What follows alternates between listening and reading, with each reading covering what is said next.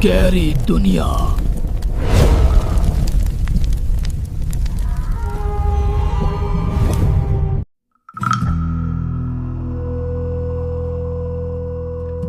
के करीब 12 बज रहे थे। शहर की सारी सड़कें खाली थीं।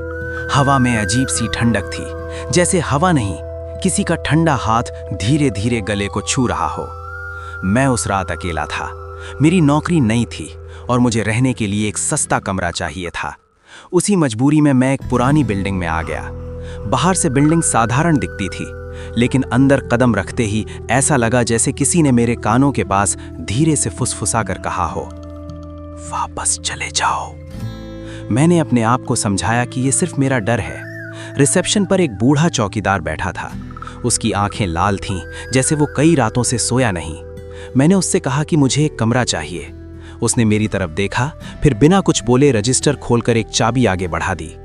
चाबी पर नंबर लिखा था 17। मैंने पूछा, इतनी रात में भी कमरा मिल जाएगा? वो धीरे से बोला, मिल जाएगा, लेकिन एक बात याद रखना। मैंने कहा, क्या? उसकी आवाज बहुत धीमी थी। रात 1:13 के बाद खिड़की के पास मत जाना। मैं हंस दिया। मैंने सोचा ये बूढ़ा आदमी मजाक कर रहा है। मैंने चाबी ली और सीढ़ियों से ऊपर चढ़ने लगा। बिल्डिंग में लिफ्ट थी, लेकिन वो बंद थी। सीढ़ियों पर हर कदम के साथ लकड़ी चरमराती थी, जैसे बिल्डिंग खुद सांस ले रही हो। मैं तीसरी मंजिल पर पहुंचा। गलियारा लंबा था। ट्यूबलाइटें आधी जल रही थीं और आधी बुझी हुई थीं। कुछ दरवाजों पर ताले जंग खाए हुए थे। दीवारों पर नमी के दाग थे, जैसे दीवारें रो रो कर थक गई हों। कमरा नंबर 17 सबसे आखिर में था। दरवाजे के पास पहुंचते ही मेरी हथेली ठंडी पड़ गई। मुझे लगा जैसे दरवाजे के अंदर से कोई मेरी सांसें सुन रहा हो। मैंने चाबी लगाई। दरवाज़ा खुला। अंदर घुसते ही एक अजीब सी गंध आई। पुराने कपड़ों, गीली मिट्टी और धुएं की मिली-जुली गंध। कमरे में एक बेड था, एक छोटी मेज और सामने दीवार पर एक बड़ा सा शीशा। शीशे के ऊपर हल्की हल्की खरोंचें थीं, जैसे किसी ने नाखून से उसे नोचा हो। मैंने बैग रखा और खिड़की की तरफ देखा। बाहर सड़क दिखाई दे रही थी, लेकिन उस सड़क पर एक भी गाड़ी नहीं थी। बिल्कुल सन्नाटा। मैंने अपने फ़ोन में समय देखा, 12:48। मैंने सोचा जल्दी सो जाता हूँ। मैं बेड पर लेट गया, पर नींद नहीं आ रही थी। ऐसा लग रहा था जैसे कमरे में कोई और भी है। मैंने आंखें बंद की, तभी अचानक टक टक टक किसी ने शीशे पर थपथपाया। मैंने आंखें खोलीं। शीशा मेरे सामने था, लेकिन कमरे में कोई नहीं था। मैंने अपने आप से कहा कि शायद हवा से आवाज आई होगी, लेकिन खिड़की तो बंद थी। मैंने करवट बदली और फिर आंखें बंद कर लीं।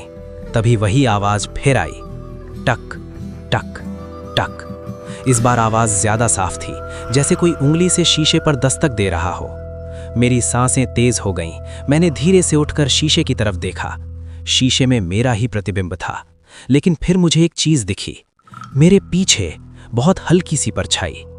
मैंने तुरंत पीछे मुड़कर देखा, कमरे में कोई नहीं था। मैंने फिर शीशे में देखा, परछाई गायब थी। मेरा दिल जोर से धड़क रहा था। मैंने शीशे से नजर हटाई और पानी पीने के लिए मेज की तरफ बढ़ा। जैसे ही मैंने ग्लास उठाया, कमरे की लाइट एक बार तेज चमकी और फिर हल्की हो गई, और उसी पल कमरे का तापमान अचानक गिर गया। अब मुझे अपनी सांसों की भाप दिख रही थी। मैंने घबराकर घड़ी देखी, 1:12। मुझे चौकीदार की बात याद आई, 1:13 के बाद खिड़की के पास मत जाना। मैं मन ही मन हंसने की कोशिश कर रहा था, लेकिन डर अंदर ही अंदर फैल रहा था। 1:13। घड़ी की सुई जैसे ही 1:13 पर पहुंची, कमरे में एक आवाज आई। ये आवाज बाहर से नहीं थी, ये आवाज मेरे कमरे के अंदर, दीवार के अंदर आई। खिड़की। मैं कांप गया। आवाज बहुत धीमी थी, किसी औरत की आवाज, जैसे वो रोते रोते बोल रही हो। मैंने अपना सिर झटका और कहा, नहीं, ये सब मेरा भ्रम है। लेकिन तभी खिड़की के पर्दे अपने आप हिलने लगे।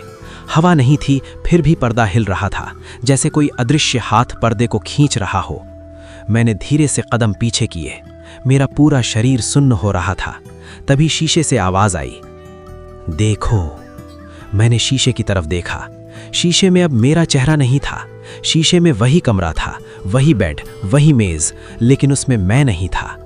और सबसे डरावनी बात ये, शीशे में खिड़की के पास एक लड़की खड़ी थी। सफेद कपड़े, लंबे बाल और उसके पैर जमीन से थोड़े ऊपर थे, जैसे वो खड़ी नहीं, हवा में लटकी हुई थी। मैंने पीछे मुड़कर खिड़की देखी। असल खिड़की के पास कोई नहीं था, लेकिन शीशे में वो लड़की साफ दिख रही थी। मेरे हाथ से ग्लास गिर गया और टूट गया। कांच के टुकड़े जमीन पर फैल गए और उसी पल उस लड़की ने शीशे के अंदर अपना चेहरा ऊपर किया। उसकी आंखें नहीं थीं, सिर्फ काले गड्ढे थे और उसके मुंह से एक आवाज निकली, तुमने मेरा कमरा ले लिया। मैंने कांपते हुए कहा, मैं नहीं जानता, मैं अभी चला जाऊंगा। लेकिन तभी कमरे का दरवाजा अपने आप बंद हो गया और लॉक अपने आप घूम गया। क्लिक। मैंने दरवाजे की तरफ भागकर खींचा। दरवाजा नहीं खुला। पीछे से वही आवाज आई, अब तुम यहीं रहोगे। मैंने पलट कर देखा। कमरे में कोई नहीं था, लेकिन शीशे में वो लड़की अब मेरे पीछे खड़ी थी और धीरे धीरे वो शीशे के करीब आ रही थी, जैसे वो शीशे की सीमा तोड़ने वाली हो। मैंने डर के मारे आंखें बंद कर लीं, लेकिन तभी मुझे लगा जैसे किसी ने मेरे बालों को हल्के से छुआ हो। मेरी रीढ़ में झंझनाहट दौड़ गई। मैंने धीरे धीरे आंखें खोलीं। कमरा अब भी खाली था, पर मेरी गर्दन पर ठंडी सांस चल रही थी, जैसे कोई मेरे बहुत करीब खड़ा होकर सांस ले रहा हो। मैंने कांपते हुए कहा, कौन हो तुम? कान के पास वही फुसफुसाहट, मैं इस कमरे में बंद हूं। मेरी आंखें भर आईं। मैं डर से रोने लगा। मैंने दीवार पर हाथ मारा और चिल्लाया, कोई है क्या? लेकिन आवाज बाहर नहीं जा रही थी। ऐसा लग रहा था जैसे कमरा आवाज को निगल रहा हो। मैंने फिर दरवाजे पर जोर से धक्का दिया और तभी कमरे की लाइट पूरी तरह बंद हो गई। अब सिर्फ अंधेरा था और अंधेरे में मेरे सामने किसी के चलने की आवाज, छप छप छप, जैसे कोई गीले पैरों से चल रहा हो। मैं पीछे हटता गया। मेरी पीठ दीवार से टकराई और तभी मेरे सामने एक चेहरा उभरा, बहुत पास, इतना पास कि मैं उसकी ठंडी त्वचा महसूस कर सकता था। वो वही लड़की थी। उसका चेहरा आधा जला हुआ था, बाल गीले थे और उसकी गर्दन पर रस्सी के निशान थे। उसने मेरे कान के पास अपना मुंह लाकर धीरे से कहा, मेरी जगह ले लो। मैं चीख पड़ा और उसी पल कमरे की लाइट जल गई। मैं जमीन पर गिर चुका था। मेरी सांसें तेज थीं। मैं कांप रहा था। मैं उठा और शीशे की तरफ देखा। शीशे में अब सिर्फ मेरा चेहरा था, कोई लड़की नहीं, कोई परछाई नहीं। मैंने राहत की सांस ली, लेकिन तभी मुझे शीशे के नीचे कुछ लिखा दिखा, जैसे किसी ने उंगली से धुंध पर लिखा हो, अब दरवाजा खोलो। मैंने पीछे देखा।